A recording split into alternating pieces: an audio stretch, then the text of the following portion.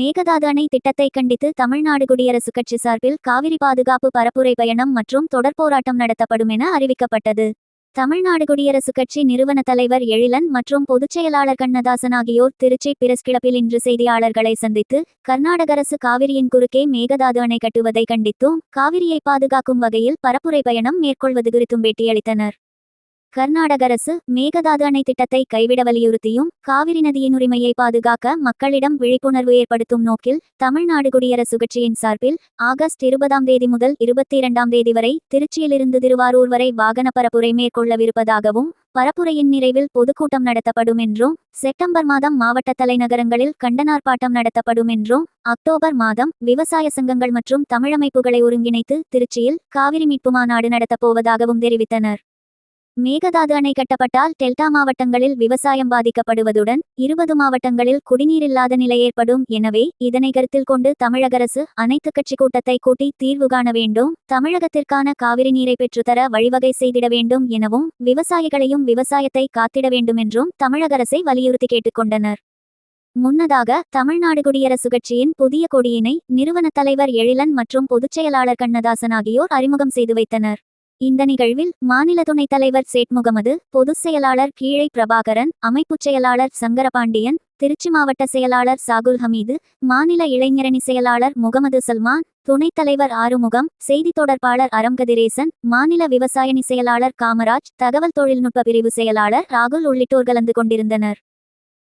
பத்திரிகையாளர்களுக்கு தமிழ்நாடு குடியரசுக் கட்சியின் சார்பில் வணக்கத்தை தெரிவித்துக் கொண்டு, இந்த பத்திரிகையாளர் சந்திப்பில் தமிழ்நாடு குடியரசுக் கட்சியில் முதற்கட்டமாக பல்வேறு அமைப்புகளிலிருந்து தமிழ் தேசிய செயல்பாட்டாளர்கள், முன்னணியாளர்கள் இணைக்கப்பட்டுள்ளார்கள்.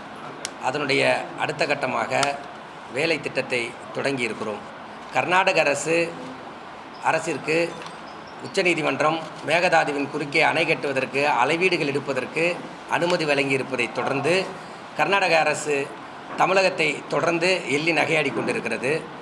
முன்னராகவே சிவகுமார் அவர்கள் முன்னாள் முதலமைச்சராக இருந்தபோது சிவகுமார் அவர்கள் தமிழகத்தில் நடப்பது எங்கள் கூட்டாட்சி, எங்கள் கூட்டணியில் அமைக்கப்பட்ட அரசாக இருக்கிறது, எனவே நாங்கள் மேகதாது அணை கட்டுவதில் எங்களுக்கு எந்த விதமான சிக்கல்களும் இல்லை என்று அவர் அறிவித்திருக்கிறார்.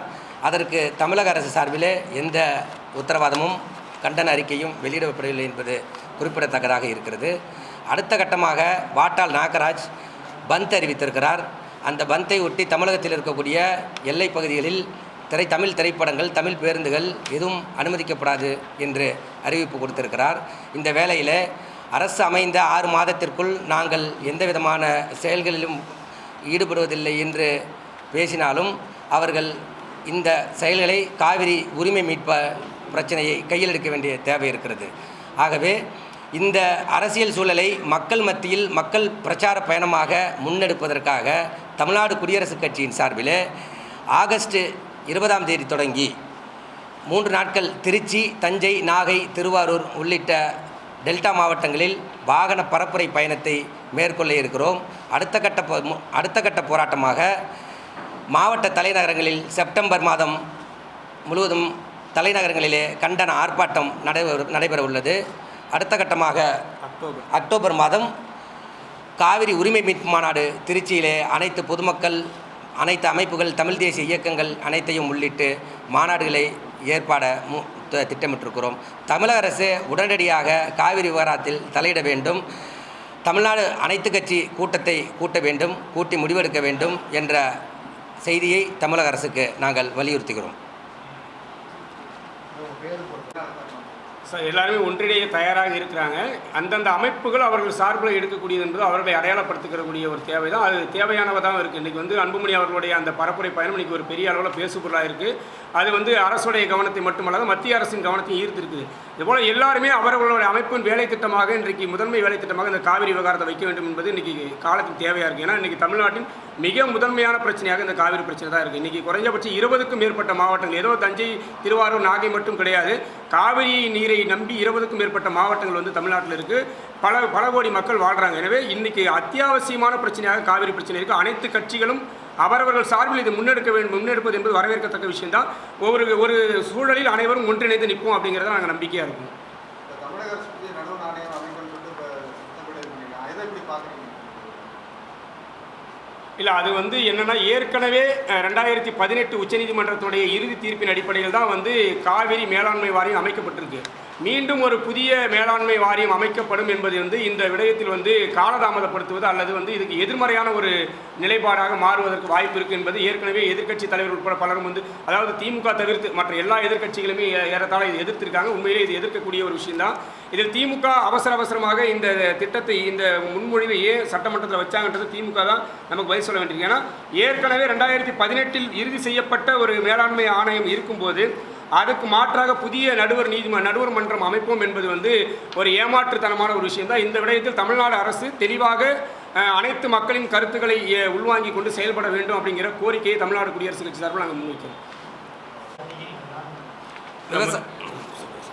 முதல் கட்டமாக எங்களுடைய நிலைப்பாடாக வந்து இது விவசாயிகள் மட்டும் கிடையாது, தமிழ்நாட்டில் இருக்கக்கூடிய விவசாயத்தை சார்ந்திருக்கக்கூடிய அத்தனை மக்களுக்குமான ஒரு பெரிய பாதிப்பு. இதுதான் விவசாயிகள் பாதிப்பாகவே விவசாயிகள் பக்கம் மட்டுமே தள்ளி விட்டுட்டு எல்லா மக்களும் வந்து நமக்கு அந்த பாதிப்பு இல்லைன்னு நினைக்கிறோம்.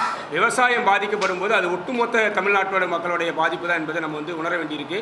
அதற்கான பரப்புரை முதல் கட்டமாக நாங்கள் கையில் எடுப்பது மூலமாக மற்ற விவசாய அமைப்புகள் மட்டுமல்லாது அனைத்து தமிழர்களுடைய உரிமை சார்ந்த அமைப்புகளிடமிருந்தும் நாங்கள் வந்து ஆதரவை கோரி உறுதியாக ஒருவரும் சந்திக்க இருக்கிறோம். அதில் வந்து எந்த விதமான கட்சி பேதமும் எங்களுக்கு கிடையாது.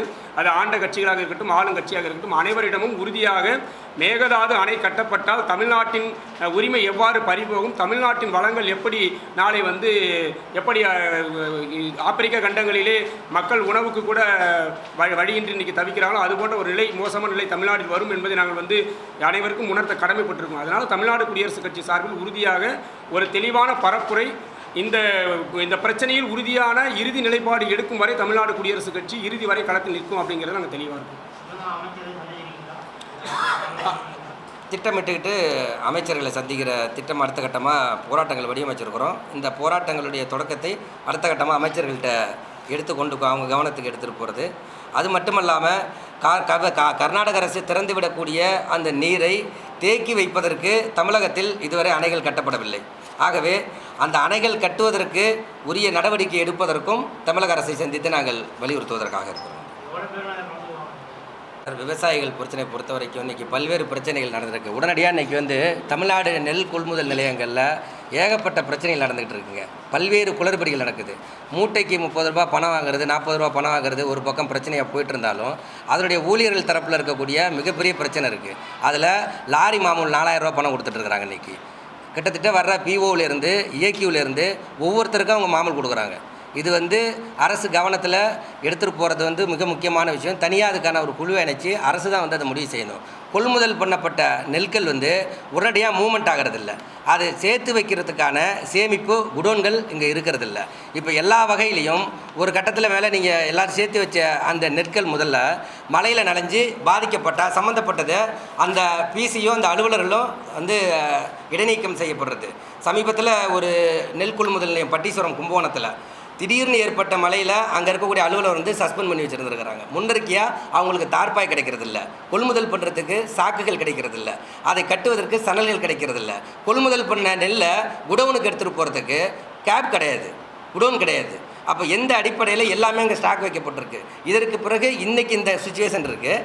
இதற்கு அடுத்த கட்டமாக குருவை நீங்கள் அறுவடை செய்ய போனீங்கன்னா குருவை மழை காலத்தில் நீங்கள் தேக்கி வைக்கிற அத்தனை நெற்களுமே நனைஞ்சு ஆயிரக்கணக்கான டன் நெல் வந்து வீணாக தான் போகுது, முளைச்சி போகுது. தஞ்சை மாவட்டத்தில் பார்த்தீங்கன்னாக்கா பருத்தியப்பர் கோயில்ன்ற ஒரு குடோனில் வந்து வீணாக போணுச்சு. இதே மாதிரி ஒட்டுமொத்த கொள்முதல் செய்யப்பட்ட நெல்களும் தண்டந்தோட்டம் என்ற நாச்சியார் கோயில் பக்கத்தில் இருக்கக்கூடிய திருடைமருது பிளாக்கில் இருக்கக்கூடியது சுத்தமாக வீணாக போச்சு. அப்போ நெல்லை பாதுகாப்பதற்கு இந்த அரசுக்கு இன்னும் திட்டமில்லை, அது பொறுத்தான ஆலோசனைகளும் இல்லை அப்படிங்கிற மாதிரி தான் நம்ம அதை உணர்கிறோம். ரெண்டாவது, மில் ஆலைகளும் ஆலை உரிமையாளர்களும் இந்த அரசையும் வேளாண் துறை அமைச்சர்களும் சந்தித்து பேசிட்டு தான் இருக்கிறாங்க. இங்கே மூவ்மெண்ட் பண்ணுறதுல லாரி வந்து போகிறதுல அவங்களுக்கு பெரிய பிரச்சனை இருக்குது. இன்றைக்கி இருக்கக்கூடிய மிகப்பெரிய பிரச்சனையாக விவசாயிகள் பிரச்சனை, கொள்முதல் பண்ணுற பிரச்சனையை தான் நம்ம பார்க்குறோம். வந்து